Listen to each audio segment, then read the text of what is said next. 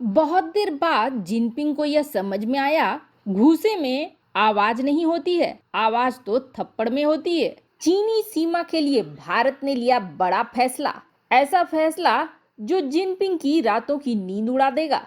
हथियारों के मामले में भारत ने सरप्राइज दिया है चीन को, तो अब अमेरिका की सबसे शक्तिशाली चीज चुरा ली चीन ने, और आखिरकार बाइडेन ने तुर्की पर फैसला ले ही लिया। अर्दोगन बार बार चिल्ला रहे थे, आखिर मैं ही क्यों, भारत क्यों नहीं, जिस पर बाइडेन ने क्या जवाब दिया, जानेंगे क्या है मामला। ऐसा माना जाता था कि अमेरिकी सुपर हीरोज भले ही अपनी चड्डी बाहर दिखलाते फिरते हों, लेकिन उनकी हथियारों तक पहुंच बनाना आसान नहीं होता है, और उनकी सुरक्षा इतनी ज्यादा टाइट होती है कि उसे भेदना तो बिल्कुल ही मुश्किल होता है। चीन ने कुछ ऐसी चीज दिखलाई है जिसके बाद अमेरिका और भी ज्यादा भौचक्का रह गया है। दरअसल एक वीडियो जारी करा है चीनी सेना ने, जिसमें ड्रीम ऑफ यूथ नाम का शीर्षक दिया गया है। चीन चाहता है कि उसकी युवा पीढ़ी ज्यादा से ज्यादा एयरफोर्स में भर्ती हो। वैसे वन चाइना पॉलिसी के नाम पर पहले ही चीन के क्यूट क्यूट बच्चे सेना में आना नहीं चाहते हैं, और जो आ रहे हैं वो रो रहे हैं। उनको खुश करने के लिए चीनी सेना ने एक वीडियो डाला, लेकिन यह वीडियो किसी की याद दिलाने लगा। दरअसल राष्ट्रपति शी जिनपिंग अपने एयरफोर्स को दुनिया में सबसे अच्छा बनाने की फिराक में है। इस चक्कर में उसने कई ऐसे हथियार और कई ऐसे लड़ाकू विमान बनाए हैं जो कि दुनिया की नजर से छिपा कर रखा था, और आज तक दुनिया की नजरों से छिपा कर रखे गए एक हथियार में यह भी था H-20 स्टील्थ बॉम्बर, जिसकी पहली झलक अब इस वीडियो में देखने को मिली।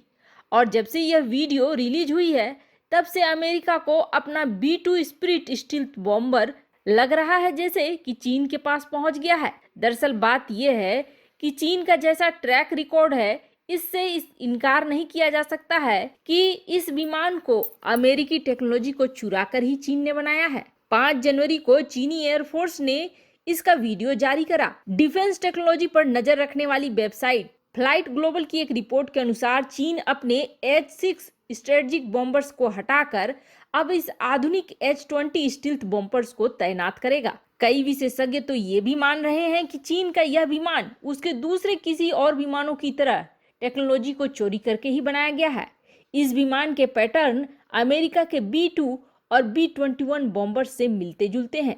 वहीं नेशनल इंटरेस्ट की एक रिपोर्ट में कहा गया है कि चीन का यह विमान अभी भी रहस्यमय बना हुआ है, जबकि अमेरिका के B-2 और B-21 बॉम्बर्स कॉम्बैट प्रूवन है, यानी कि कई युद्धों और खुफिया मिशन में आजमाया जा चुका है।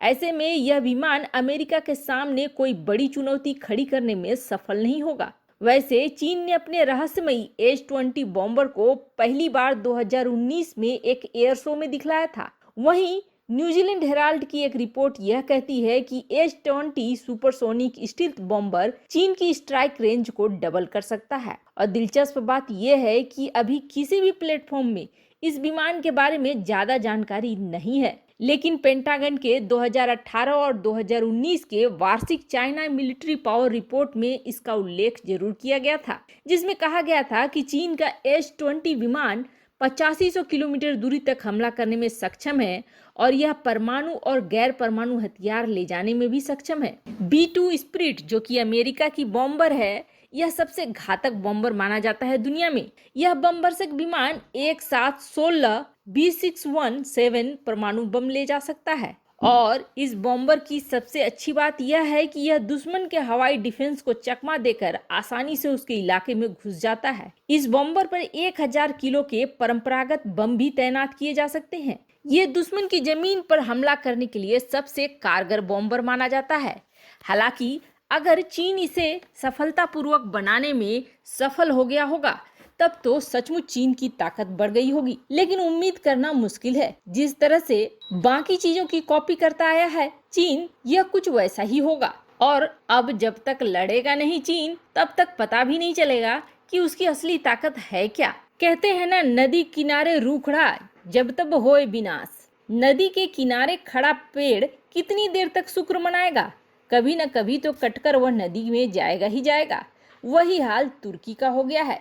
तुर्की जिन रास्तों पर चल रहा है उसका अंत कुछ ऐसा ही होना था। बाइडेन ने अब सीधे सीधे चेतावनी दे दी है तुर्की को। तुर्की को ये समझा दिया है कि ट्रंप वाला दोस्ताना वाला माहौल खत्म हो गया और अब दोस्ती नहीं बल्कि कुश्ती होगी। दरअसल बाइडेन ने तुर्की को सीधी चेतावनी दी है कि नाटो देश होते हुए भी S-400 खरीद कर उसने नाटो के नियमों का उल्लंघन किया है, जिसकी सजा उसे जरूर मिलेगी और बरोबर मिलेगी। बाइडेन ने ये कहा है कि तुर्की को तैयार रहना चाहिए अमेरिका की तरफ से कुछ बड़ा झटका मिलने के लिए। तब तुर्की ने ये आवाज लगाई कि भारत भी लेने वाला है, फिर भारत को क्यों छोड़ रहे हो। तो बाइडेन ने अब ये संकेत दिया है कि दोस्तों के लिए नियम बदल जाएंगे। उम्मीद करते हैं कि अर्दोगन को समझ में आ गया होगा। वहीं कहते हैं ना कि जल में रहकर मगरमच्छ से बैर नहीं करनी चाहिए, लेकिन चीन तो वो बला का नाम है जो शैतान के राजपाट पर भी कब्जा जमा ले और कहे कि यह इलाका हमारा है।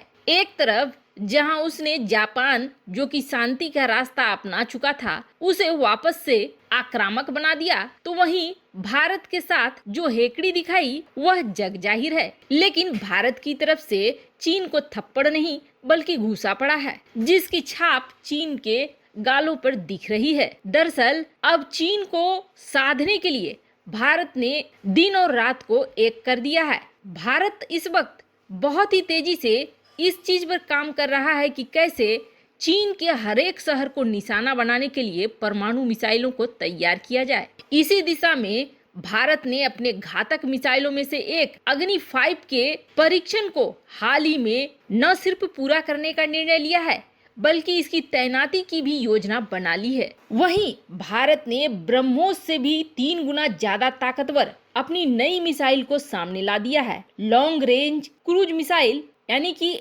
LRCM, जो कि एक सटीक मिसाइल है। ये मिसाइल इतनी सटीक है कि एक ही वार में एक पूरे भरे पूरे शहर को तबाह कर सकता है और चीन बिल्कुल भी ऐसा नहीं चाहता है कि ऐसा कोई भी मिसाइल उसकी देश की तरफ तैनात हो। हालांकि LRCM की रेंज 1800 किलोमीटर तक ही है, लेकिन यह काफी सटीक निशाना लगाती है और यह बेहद खास है, खास तौर पर जब भारत को चीन के प्रमुख शहरों और प्रमुख ठिकानों को निशाना बनाना हो, क्योंकि युद्ध के समय में खास तौर पर ऐसे ठिकानों को निशाना बनाया जाता है जहां से हथियारों का सप्लाई होता है या जो कि आर्मी के लिए काफी खास होते हैं। ऐसे में भारत की जहां अग्नि 5 सीमा पर अब तैनात होने जा रही है, वहीं LRCM बहुत ही उपयोगी सिद्ध होगी। हालांकि LRCM को सामने लाकर भारत ने चीन को एक सरप्राइज दिया है और पहली बार इसे आधिकारिक तौर पर मीडिया के सामने भी लाया गया है।